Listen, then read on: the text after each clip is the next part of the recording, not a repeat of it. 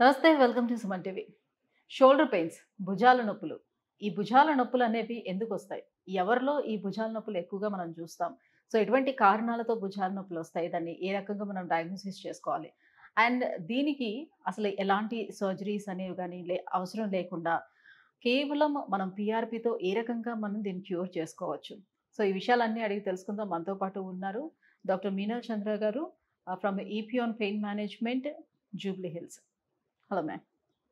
Ma'am, shoulder pains చాలా మంది complaint చేస్తారు. ఈవెన్ దో పిల్లలు కూడా స్కూల్ బ్యాగ్స్ హెవీగా మోయడం వల్ల వాళ్ళు కూడా షోల్డర్ పెయిన్ అని కంప్లెయింట్ చేస్తారు. అసలు షోల్డర్ పెయిన్స్ అనేది టైప్స్ ఆఫ్ షోల్డర్ పెయిన్స్ ఎలా ఉంటాయి? Shoulder pains from all age, like you said, chinna pillaki they because of the heavy bags and all, up to old age. Any age group low is very common. Most common uncontrolled sugar wala, uncontrolled thyroid wala old age lo vastundi. Inka young age lo mostly because of gym injuries, sports injuries, accident wala, or any small injury kuda can lead to rotator cuff muscle tear. ఓకేనా. So భుజం ఒక heavy joint ఉంది, దాంట్లో support కోసం 4-5 muscles ఉన్నాయి. So ఈ 4 muscles, group of muscles ఇది shoulder జాయింట్కి protect చేస్తారు. ఈ మసిల్స్కి రొటేటర్ కఫ్ అంటాము. సో ఈ రొటేటర్ కఫ్లో 4 మసిల్స్ ఉంది. ఒక మసిల్ కట్ అయితే మళ్ళీ నొప్పి స్టార్ట్ అవుతుంది, స్లోగా రేంజ్ ఆఫ్ మోషన్ రిస్ట్రిక్ట్ అవుతుంది, ఫ్రోజన్ షోల్డర్ స్టార్ట్ అవుతుంది. ఓకే. సో ఇది వెరీ కామన్, కానీ అయినా ట్రీట్మెంట్ ఫ్రోజన్ షోల్డర్ అనేది ఎక్కువగా మనం డయాబెటిక్ వాళ్ళలో చూస్తాము కదా. సో వాళ్ళే కాకుండా నార్మల్‌గా కూడా ఫ్రోజన్ షోల్డర్ అనేది వస్తుందా? యా, ఫ్రోజన్ షోల్డర్ మీనింగ్ మీ జాయింట్లో, షోల్డర్ జాయింట్లో మూవ్మెంట్ లేదు, that is frozen shoulder. Okay. Frozen షోల్డర్కి రీజన్స్ వేరే ప్రకారం ఉంది. Like I said, uncontrol sugar, thyroid, injury, rotator cuff injury, gym injury, any ఇంజరీలో ఫ్రోజన్ షోల్డర్ కూడా స్టార్ట్ అవుతుంది. సో ఎట్లా మరి దీన్ని డయాగ్నోసిస్ చేసుకుంటాం? ఎలా తెలుస్తుంది మనకి ఇది ఫ్రోజన్ షోల్డర్ అని? First of all is symptoms. పేషెంట్కి సిమ్టమ్స్ ఏంటి? Lifting the hand, okay. తర్వాత most commonly combing your hair, button పెట్టినప్పుడు, ఆర్ ఫీమేల్స్లో when they go and put the clothes on the wire, ఆ టైంలో, తర్వాత స్నానం చేసినప్పుడు ఇబ్బంది ఉంటే, these are the common things. Secondly, రాత్రి విపరీతం నొప్పి ఉంటుంది స్లీపింగ్ టైంలో, ఇంపించ్మెంట్ వల్ల. అండ్ స్మాల్ యాక్టివిటీస్ కూడా రెస్ట్రిక్ట్ అవుతుంది. కుకింగ్ ఎక్కువ చేసినప్పుడు ఇబ్బంది అవుతుంది, కుక్కర్ లిఫ్ట్ చేసినప్పుడు ఇబ్బంది అవుతుంది, దెన్ స్లీప్ డిస్టర్బెన్స్ అవుతుంది. So these are the symptoms of shoulder pain. Shoulder పెయిన్కి కొన్ని టెస్ట్స్ ఉన్నాయి.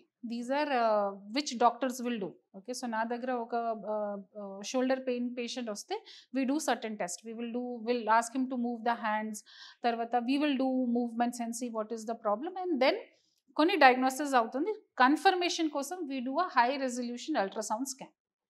ఈ హై రెజల్యూషన్ అల్ట్రాసౌండ్ స్కాన్లో జాయింట్లో ఏం ప్రాబ్లం అవుతుంది, కండరాలు కట్ అయింది, ఎంత కట్ అయింది, బర్సా ఉందా లేదా, ఇంపింజ్మెంట్ ఉందా లేదా, జాయింట్ అరిగింది, మొత్తం క్లారిటీలో తెలుస్తుంది. 99% ఈ హై రెజల్యూషన్ అల్ట్రాసౌండ్లో క్లారిటీ అవుతుంది.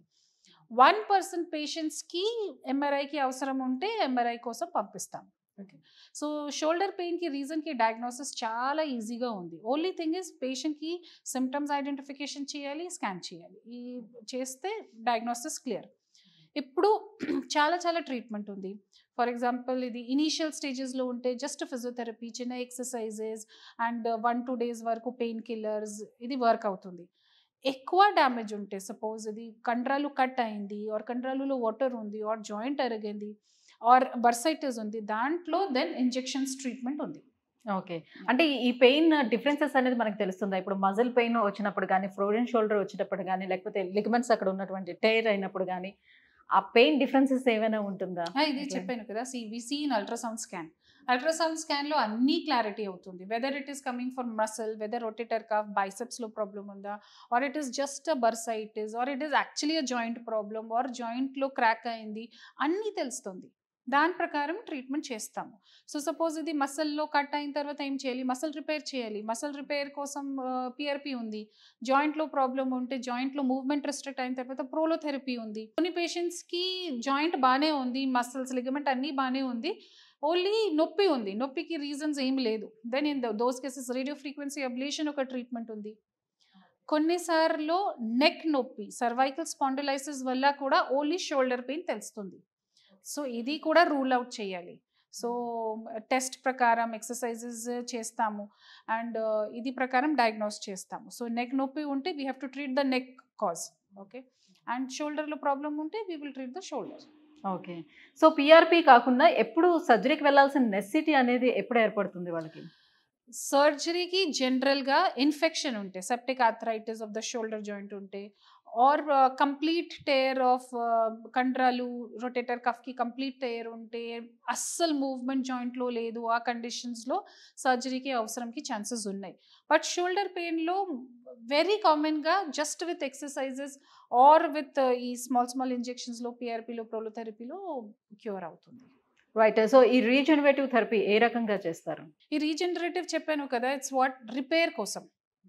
So what we want to repair rotator కఫ్లో ప్రాబ్లం ఉంటే రిపేర్ చేస్తాము, జాయింట్లో లేబరల్ టేర్ ఉంటే రిపేర్ చేస్తాము, జాయింట్లో కార్టిలేజ్ జరిగిన రిపేర్ చేస్తాము. So whatever has been damaged identification ప్రకారం వీ ప్రిపేర్ ద పిఆర్పి.